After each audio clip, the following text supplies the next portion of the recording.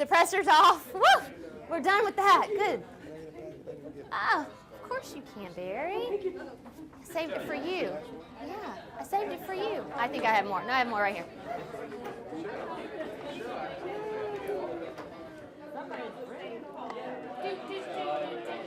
I like the beat. Is the alarm clock? This is normal wake-up time? That's somebody's alarm? I love it. Somebody's alarm going off. This is their normal wake-up time. Yeah.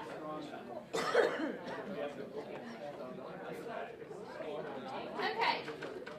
Thoughts on why we do that activity? Get everybody involved.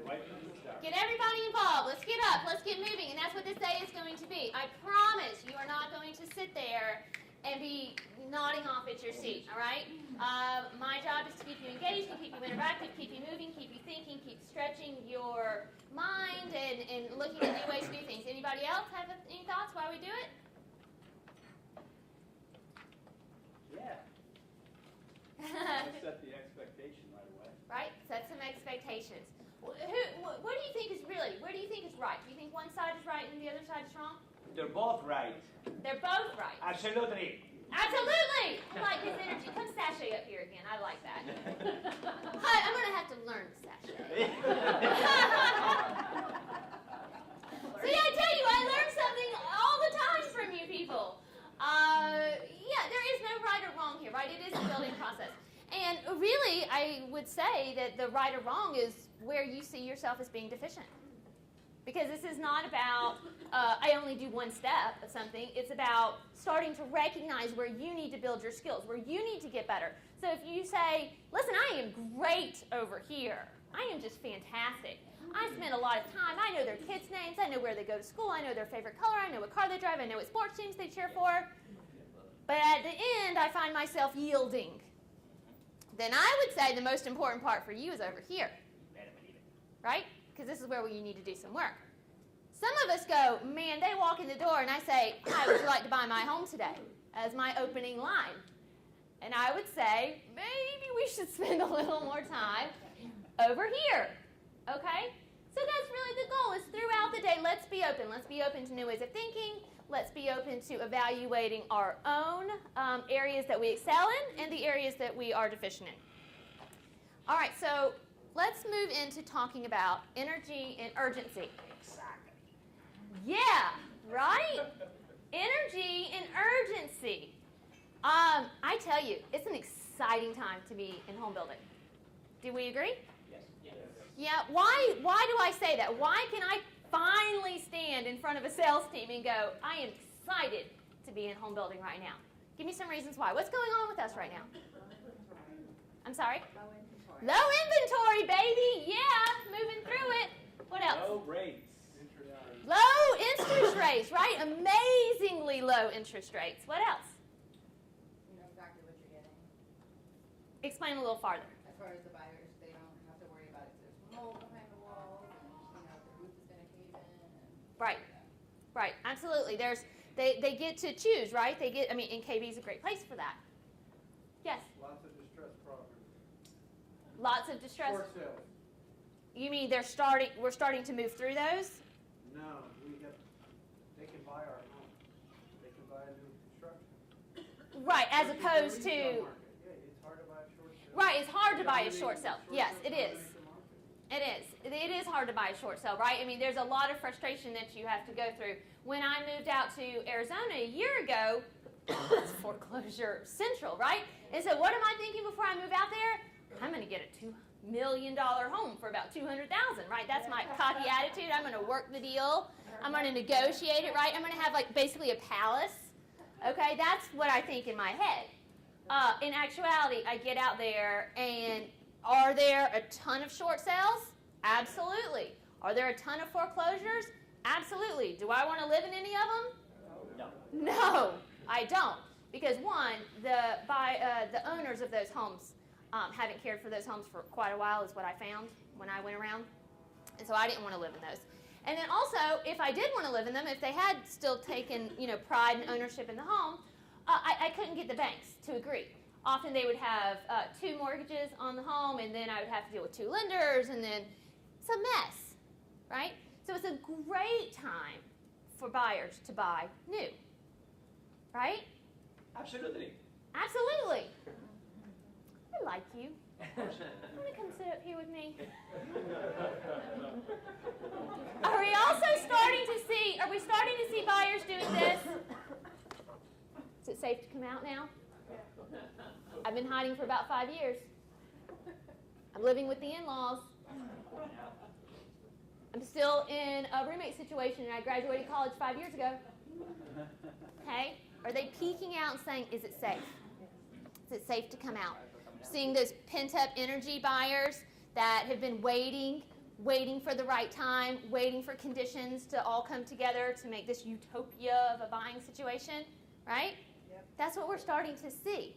So our job is to make sure we're translating the energy and the urgency to say, absolutely, come on out. We've been waiting for you. We've been waiting for you for a long time, and we are happy to see you, right? We are so happy to see you. And everything about our message and everything about our energy and everything about our urgency needs to be screaming that message out. Okay, there's a really great book called Flow. Has anybody read Flow? It's by Mihai Csikszentmihalyi. I cannot spell that. I'm just going to tell you. We will look it up at break. But the book is Flow. And Flow talks about the convergence of happiness and success. Okay? Happiness and success. And one of the concepts in the book is about bare adequacy. I can do something, but I can just barely do it. This is usually a new skill, or you've just started in the industry, or you've been in the industry, but you've just started with KB, or you've been with KB, but you're just in a new community, and I'm just learning it, and I'm figuring it all out. I can do it, but I can just barely do it. What's the flip side? Feeling overly adequate. Oh, I got this. I see this all the time, by the way. I have been doing this for years. I mean, I'm going to come to training because they told me I had to, but there's really nothing here for me. Do you think I see that? Yeah, sadly I do. I see that all the time. And that's something we need to think about, right? Because the idea of if you feel overly adequate, what's the problem with feeling overly adequate? I'm sorry? You're overconfident. You think that everything's going to happen the way you want, and it doesn't. And it doesn't. Because we need to add in some effort maybe, and some new skills, and some new way of looking at things, and kind of refresh our brain and cleanse it, and let's start talking about being creative, right? Anybody familiar with John Wooden? Is that the coach? Yeah, coach. Yes. The famous UCLA coach, deceased now, but was with UCLA, I can't even remember how many years, but for a really long time. I'm sorry? In the 70s. In the 70s, yes. But not just the 70s, right? It was longer than Yeah, that. he carried in, but I think he won 11 championships. Yeah. Fantastic. Does anybody know what his philosophy was? You tell us. Huh? You will tell us. I will tell you. You are right, my friend. I will tell you. Because I'm the trainer. And I have it in the book. John Wooden had a really interesting approach. Several of you, I guess, have played sports before of some sort, right? And what does your coach talk about when you huddle in? Let's get a win. We got to win. How are we going to win? How are we going to get 5 more points so we can win? How are we going to get, how many more cells? 5 more cells so we can win. Okay? But Wooden never talked about winning and losing. What Wooden talked about was playing perfectly. If you play perfectly, everything takes care of itself. Right? Here's your performance. Here's perfection. Here's the gap. How do we close the gap? And that's what we're going to start talking about today. Where's your performance? Here's perfection, 5 cells. How are we going to close that gap? My bonus. That's right. Whatever drives you, right? Find that internal drive, whatever drives you. Hey, I am not one to judge. No shame there. Whatever you want to say is your perfection, it's fine by me. But how are we going to get there? That's really the key. How are we going to get there? Let me come back a slide. Let me ask you guys a question. You're a fun group. You're obviously gregarious. I've been enjoying the morning thoroughly already. How many of you think, raise your hands, how many would rate your ability to get along with others as above average? Raise your hand if you think your ability to get along with others is above average. You're salespeople, right? I can just tell you that was the majority of the room. And that's probably statistically impossible. Right? 80% of us also think we drive better than everybody else. And let me tell you what I always get from that one, because I do. Because I do drive better. I mean, that's just the facts. There was a Nebraska study done that asked professors how they evaluated themselves to other professors, and 70% of the professors said, oh yeah, I'm better than the other professors. Shore Consulting did a study of sales managers, and they were asked to rate their teams. And they said, do you rate your teams below average, average, or above average? 3% said below. 20% said average, and 77% said above average. Okay. See where I'm going with this? Yeah, we're part of the 77. Hey, you're part. Clearly, you are part of the 77. We'll see. 5 sales. Like how I keep weaving that in there for you. So, of course, where I'm going with this is this idea of superiority bias. We all have this, by the way. This is not, if you're like, yeah, that's me. I think I drive better. I think I'm better at getting along with everybody. And if I were a professor, I would think I was a better professor. And I absolutely think that my sales performance is better than others. I'm not saying that that's bad. What I'm saying is you need to be aware of it. What I'm saying is go back to overly adequate. Is that driving the idea that you think that you are overly adequate and that there's nothing else that you need? I have all the tools in my toolbox. I don't need any more. Okay? So as we're going through the day and I'm introducing new tools, go back to the superiority bias. Am I overly adequate, or am I taking this idea that, you know what, I'm barely adequate and I can always get better. I can always improve. I can always get better in my sales. I can always get better in how I participate with my clients and my customers. I can always learn. I can always grow, and I can always take in new information. Okay, let's start talking about energy. And where are you at in your energy? Okay. And I know that this is in your participant guide. I think you're on page 1. Let's start thinking about where we rate ourselves on a scale of 1 to 10. And by the way, this is not your general life. I mean, you know, I am here at your office. So what we're really talking about here is, where is your energy when you see that buyer? When they first walk in the door. Where's your energy? 1 is, think in terms of the most horrible person you know. Oh, they're negative. They're usually unattractive. They are not funny. They are not intelligent. They are horrible. We all know one. Don't shout out any names, especially if it's somebody else in the room. Kevin. They're horrible. Okay? That's a 1. 10, Jeff talks about this idea of being coffee worthy, and I think it's a really great explanation here of what a 10 is. A 10 is that person you meet, and in the first few minutes you think, wow, you know what, I'd really love to go sit down and have a cup of coffee and just have a conversation with them. Okay? Call that coffee worthy, somebody you would enjoy. Let's talk about coffee worthy for a second. What are some traits of somebody who's coffee worthy? Friendly? Coffee, tea, a spritzer, whatever it happens to be. Funny, yes, okay. Keep them coming. Warm and inviting. Warm and inviting, great. Interesting. Interesting. Sexy. Is this coffee we're talking about, or should I be aware that we've gone on to another scenario? Okay,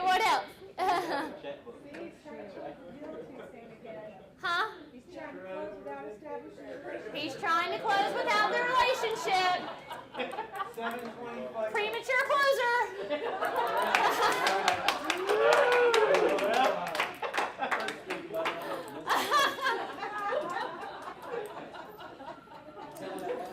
Intelligent.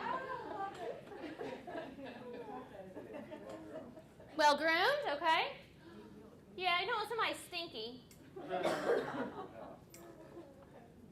Anything else? Confident?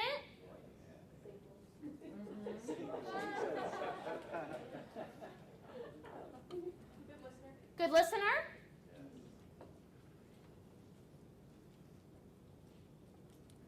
You get where I'm going? Okay, so we need to turn this back around. Are we being coffee worthy? Are we meeting this criteria with a couple that I have strategically taken out? So take a second, and don't worry, I'm not going to call you out. I'm not going to go, hey, David, what's your number? Or, hey, I'm sorry, the light is blind. Michael, what's your number? We're not going to do that throughout the day, by the way. So anytime I ask you to do some self-reflection, just know that it's for you. Okay, so take a second and think, where are you in that first few seconds that the person walks through the door? Where are you in your energy level? Okay? Do we tend towards coming down this way, or we tend towards coming over here?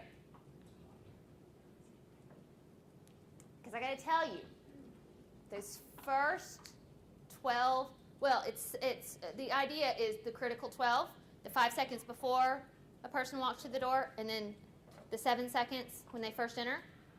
And we're about to say hello to Jeff again, and he's going to take us through that. But that's what we want to be thinking about here, is where is that energy? Where is that level during that time of our presentation? Let's go back to Jeff, and let's have him talk us through this concept.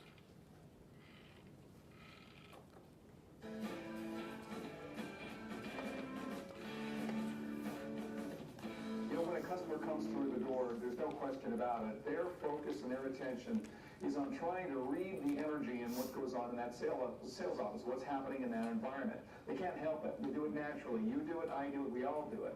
But because of that, it is imperative for the new home sales professional to look at these critical 12 seconds, the most important 12 seconds in the entire process, the entire interaction with that customer are going to take place right off the bat. And the 12 seconds that I'm referring to are those first 7 seconds after the customer walks through the door and the 5 seconds before they walk through the door. Let me explain that. In those first 7 seconds, your customer is going to make that first critical decision. The decision as to whether or not they like you.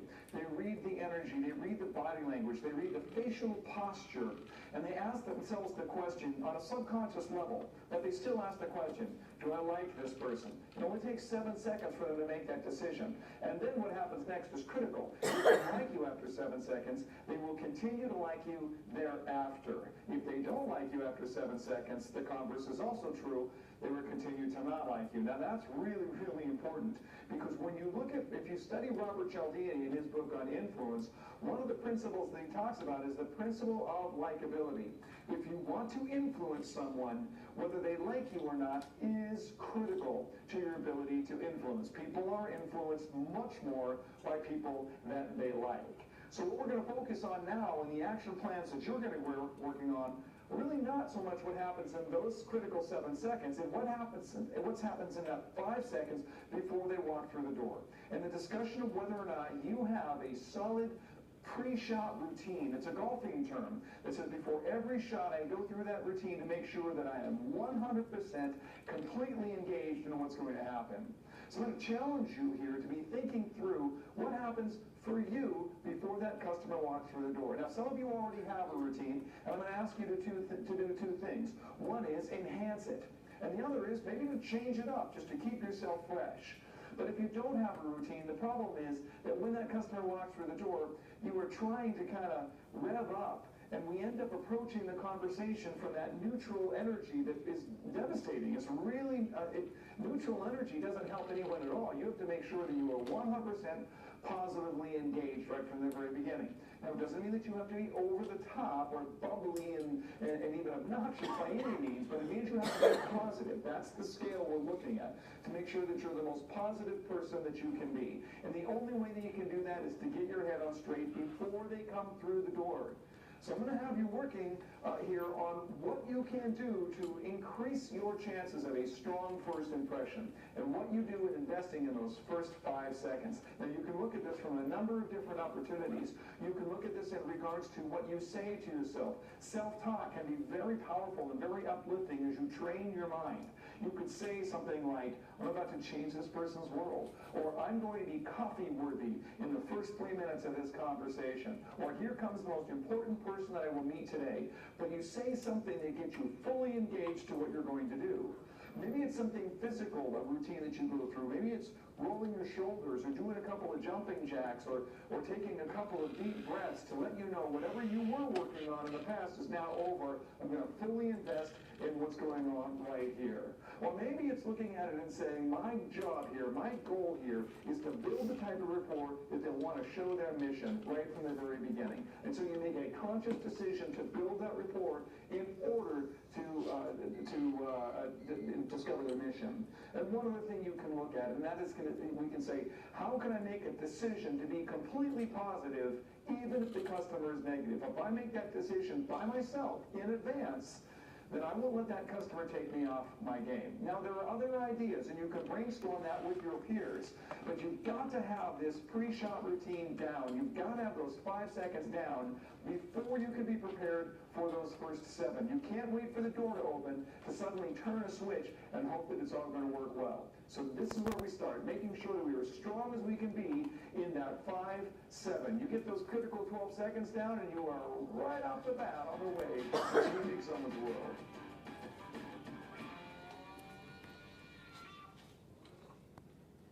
Okay, so let's talk a little bit more about what Jeff just went over with us. Okay, the critical 12 seconds, the 5 seconds before they walk in the door, and the 7 seconds after. I'm going to hold on for the 7 seconds for a second. Let's talk about the 5 seconds before they walk through the door. He referred to it as a pre-shot routine. Lots of golfers have this, right? They have a wiggle waggle they do, or whatever. I'll be honest, I have a pre-shot routine. I started thinking about it as I was studying this program, and I thought, well, what's my pre-shot routine? Do you want to know what I did? Because I have to get up for you guys, right? I mean, I do this a lot. You go all around, and every day, it's a similar experience for me. I use this, and I use these slides, right? But it's the first time you guys are seeing it. I need to bring the energy, right? Just because it's the 758th time I've done it, still your first time. So how am I going to get up? How am I going to get that energy? How am I going to make sure that the message is coming across how I want it to come across? I dance. Sadly, I dance. Oh, I'll put on the music and dance a break. Don't you worry about that. Because I have no shame. And David already knows that I have no problem making a fool of myself, so we are all good there. But no, I do. I dance in the hotel room. And I'm usually dancing early, so probably the people who sleep next to me. I hope you guys weren't at Embassy Suites last night, because if you heard a bum, bum, bum, bum, bum, bum, bum, that was probably me at 6 a.m. It's the only way I can get up. By the way, 6 a.m. is 3 my time, right? So I need to do something. I need to get myself up. I also do conference calls with sales teams and sales managers. Conference calls for training is really difficult. Why? I got nothing, right? I'm talking into a speaker, and it's not smiling back at me. It's not laughing at my jokes. It's not nodding or rolling their eyes, as the case may be, right? I get nothing.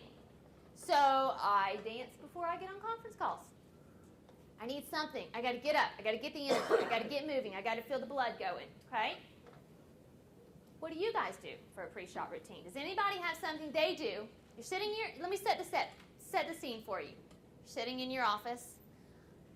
If you're lucky enough to have an office where you can see people drive in, I know sometimes we're not, but if you're lucky enough and you can see them driving in, what do you do in that 5 seconds before they walk through the door? Does anybody have a pre-shot routine that they'll share with the group?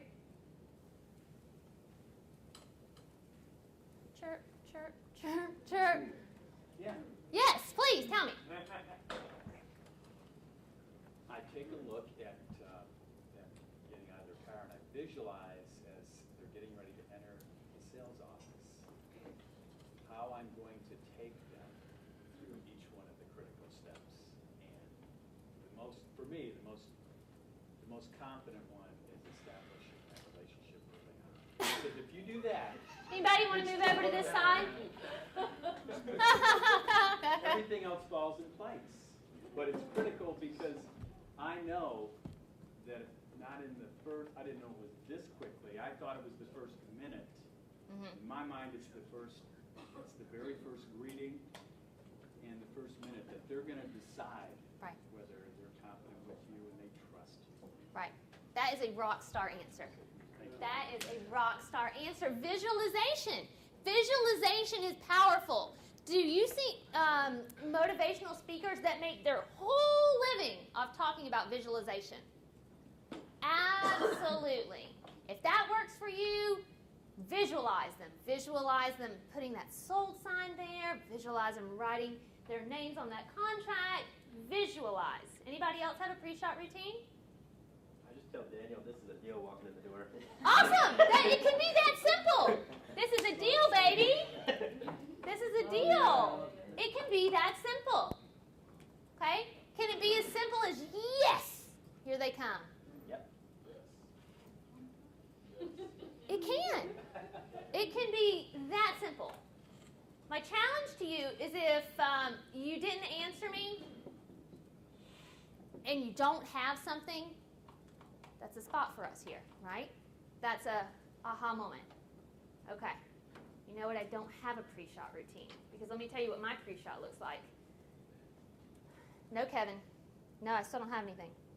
I know you need 5. You've already told me that. Amy said it 12 times in training in the first 10 minutes. No, Kevin, listen, I got somebody. I mean, if you want 5, you got to let me go. Kevin, please, I'll call you later. Hi. I hope you're buying, because let me tell you, I just got off the phone with Kevin. I don't know if you've met Kevin, but he's a pusher. That is not your pre-shot routine. As much as that happens, that is not the routine. The routine is something that gets your energy up, that says, yes, here's a sale walking through the door. Okay? Let's think about that. Let's think about what that pre-shot routine is. Let's come back now. Let's finish up our activity over here. And I lost my marker. Okay. So if the pre-shot routine is so important, and we know now that the energy is so important in that first 5 seconds, where do you think most salespeople rate their energy in that first 7 seconds that the person walks through the door? Where do you think most salespeople on self-reflection would rate themselves? Most commonly, it's about a 9. People rate themselves about a 9. Okay? Okay. I'd be happy if your energy was a 9. It's pretty good. I watch a lot of video shops. I do. That's my job. And I tell you, I watch that first 7 seconds, and then I watch it again, and then I watch it again, and then I watch it again. Where do you think I'm seeing the energy? 5 or 6.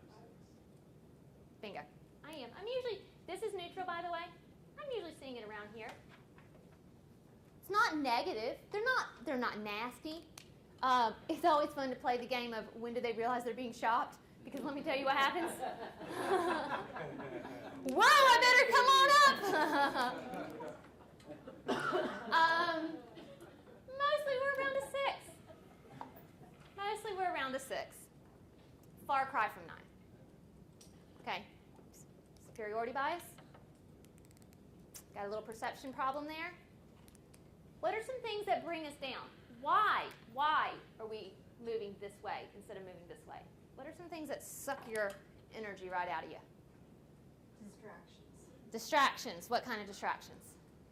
Family, whatever the problem of the day is. Email. Email is a big one. We're going to talk about that in a few minutes. We're going to talk about creating urgency and personal habits. I cannot highly recommend enough a book called The Compound Effect. The Compound Effect by Darren Hardy. It talks about daily habits and the Compound Effect by Darren Hardy. By the way, if I ever say anything in training, I'm going to give you guys all my personal information at the end, and you feel free to call me and say, I can't remember, or I wrote it down wrong, or whatever. Just let me know. Good. Fantastic, fantastic, fantastic read. Okay? And it's not long. It's easy to get through. Talks about daily habits and things that we need to do to make sure we have this strategic routine. Okay? Because things like email, he talks about in the book, he only checks email 3 times a day, and they're very strategic times. Now, I'm not saying that will always work for you, but the idea of that is not to sit there and constantly be doing it, because you'd be surprised how much time you waste if you're constantly binging and back and forth between different activities. Okay, great book. What are some other things that zap us? Fall production. I'm sorry, fall in production? Yeah, right? Haven't had a sale. Ugh. Yeah, that's the worst one. Okay? The key here, are all those things going to go away now? Well, Amy said that we don't need to have those. No, I don't have to answer email anymore, and I don't have to worry about those family problems anymore. My kids are on their own. No, those are still going to be there. But it's starting to say, what is my strategic routine to handle those? How am I going to start creating daily habits that help to minimize those? And how am I going to say, you know what? I did just have to answer email. I did just get a call from my kids, and one of them is thrown up on the teacher, and that's just going to be what it's going to be. But I better have a pre-shot routine, because here's a buyer. When does the buyer come? Right when you got in a fight with your builder. Right? Pre-shot routine. Pre-shot routine. So critically important. All right, let's start talking about, because we've already started touching into it, the idea of urgency. Personal and market urgency. Okay, so I already talked about the book, The Compound Effect, and the daily habits. This will really help with your personal energy. It talks about how, there's another great book, The Power of Full Engagement. And I'm so sorry I'm blanking on the name of the author. But with The Power of Full Engagement, one of the premises of the book, or actually the main premise of the book, is that this idea of managing time is ridiculous. Can't manage time. What you manage is your energy. And energy is a valuable resource. Great, great, great read. Absolutely recommend that. But think about a typical work day. Okay? You get up in the morning at the crack of 9. Right? You slug through. You drink a pot of coffee on your way to work. You get in. Check your email. See what's going on. I knew they wouldn't have that house framed yet. Great. Got to make that call, but I'm not going to do that right now. I will do that later. We sleep through. Maybe we're not strategic. Maybe we don't have a routine. We're just sort of muddling through. I really wish somebody would update Facebook. Why don't people do that anymore? I mean, MySpace is basically gone now, so I only have one.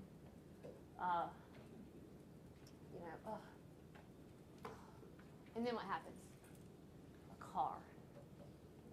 Great. What is that? Oh, a 74 Impala? Fantastic. This is exactly what I need. They're clearly not buying. And, I just put new napkin rings in the model. Those are gone. They are here to personal shop. It's probably not even, I know Amy said pre-shot routine, but that is just ridiculous. I mean, that's really a waste. She said conserve energy. That I should just sit here. Okay? No, right? How do you not sleepwalk through the morning? How do you get up for every buyer every time? How do we have a bias towards yes? Now that is way too little, seriously. How am I supposed to read that? Jonathan I'm partially blind, you don't know, and I'm just too vain to wear glasses, and too stupid to put in contacts. I tried that before, it didn't go well. I was happy to get them out of my eyes. Getting them back in was never going to happen. But Jonathan says, what do you say? What's your pre-shot routine? This is a deal walking through the door. This is a deal walking through the door, baby. Even if it's a 74 Impala, right? The car's paid off. The car's paid off. I love it. That's a great way to look at it. The car's paid off. We're rolling. You hope so, at least. You hope so. You hope that they don't leave an oil stain right in the middle of the parking lot, but there's no guarantees. Let me give you a little scenario. Camille over here gives, again with the small names, Lee. Camille gives Lee a call. And she said, ugh, I am bummed. I tell you, I am bummed. And Lee says, what's going on, Camille? What's zapping your energy? And Camille said, you know, I had the perfect buyers. They're fantastic. They are they came in, they want to use our lender. They have 20% down. They don't want anything changed in the house. They already know KB. They've bought KB in the past, so they're well aware of our base home and then our extras. You sure it's not a shopper? She said, they're fantastic, and they are nice and cute as can be. Let me just tell you, they're fantastic. And Lee's like, I'm not getting it, Camille. Like, can you get to the punchline here? Because I just am not following you. What is your problem? And she said, the problem is that I don't have what they want. But you do. I've already shown them. We went online. We looked at floor plans. They are absolutely going to buy your Madison. And I also saw here that you have one that's ready to go, and they'll close in 30 days. And they're going to be pulling up in their little Honda Accord in, about 10 minutes. They're on their way. What are you saying at that? Yes! Is that what y'all are all saying too? Cha-ching, baby. Paycheck.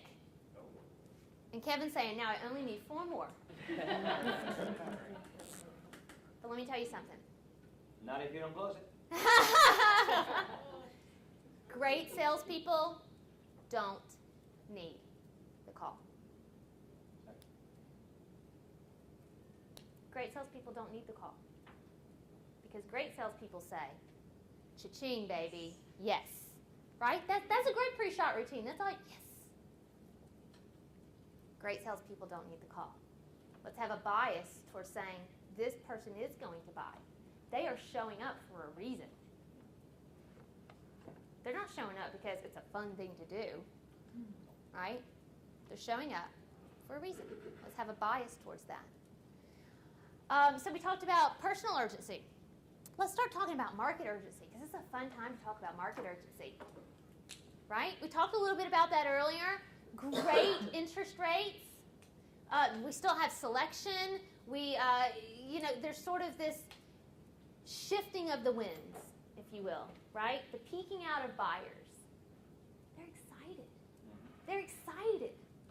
Have you guys thought about your why buy now message? Why buy now message?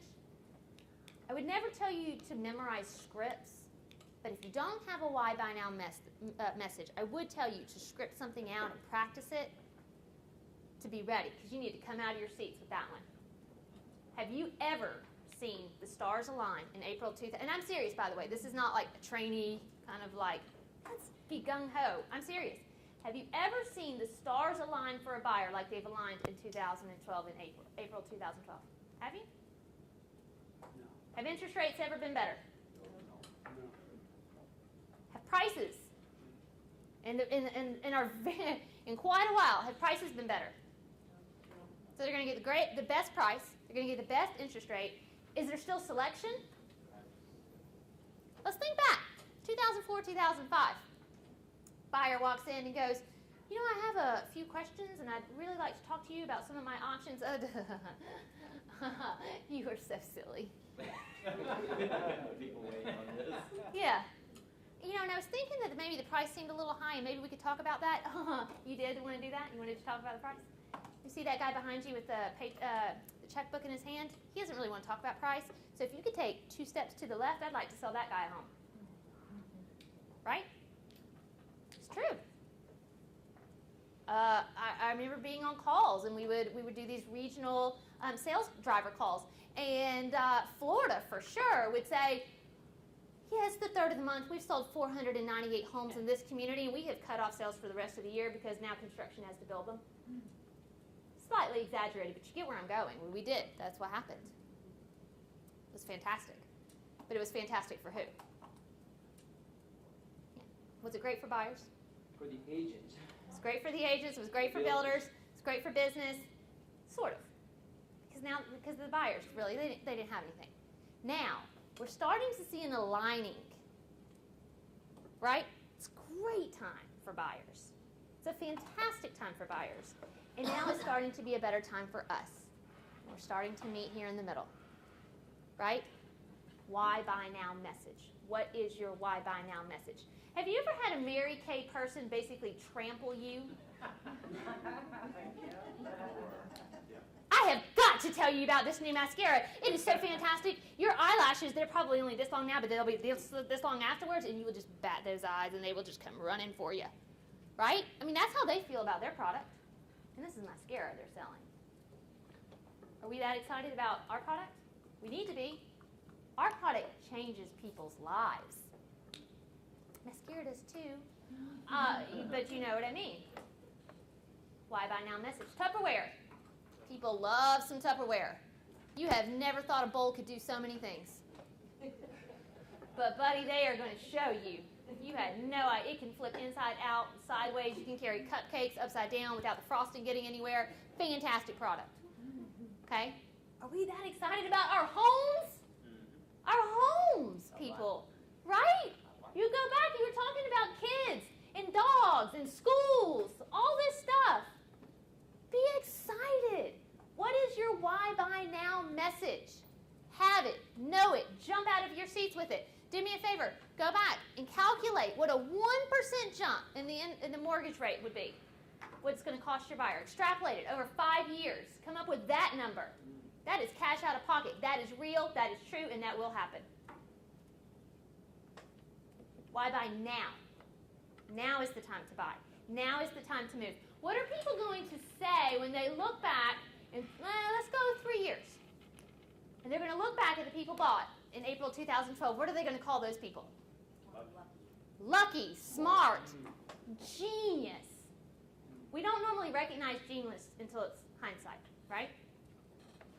That's normally when we recognize people as being geniuses, just like we recognize artists as being great after they're dead. Okay? Same thing. Genius. Use those words. Man, I tell you, people are going to think you are genius. Make them feel good. Because until now, they've had some really negative messages about buying. Right? The father-in-law told them it was a terrible idea. Until recently, the media has told them it's a terrible idea. Are we starting to see some media messages? Let's be able to use those. Okay? Why buy now message? Why buy now message? You need to have it, know it, love it, own it. Be ready with it. It's powerful. It'll change your sales, I promise you. So kind of start bringing this back all together this morning. We're really talking about doing a self-check, that gut check, talk about gut check. Where are we at? Where are we at with ourselves? Where are we at with our progress? Where are we at with our presentation skills? How much do we like our customers? Are we doing that great? It's a 74 Impala. Are we saying cha-ching? There's my next sale. Okay? How excited are we? How excited are we personally about what we're doing and about our career and about our job? How excited are we about the market? How excited are we about our product? Okay, if we're not excited, we got to find that magic again. If you've lost the magic, and I tell you, it will get lost. If you have trudged through these past 6-ish years, maybe some of your magic is worn off. Happens to all of us. Find your magic. Okay?